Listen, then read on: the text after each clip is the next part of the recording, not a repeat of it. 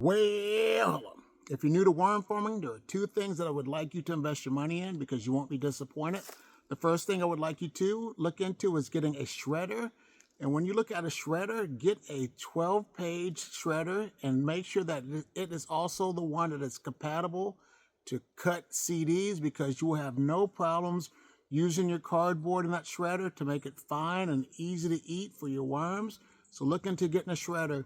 And the thing about shredders, they change over the years. I still have the same shredder I had for over 10 years and it's still going strong. So once again, look for a shredder that at least cuts paper, pages of 12 sheets or more, and it's able to cut CDs. Another thing you'd want to invest your money into is a sprayer.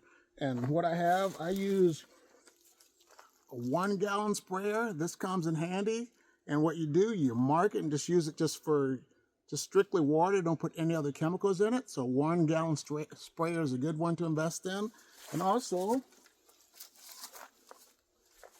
this little handheld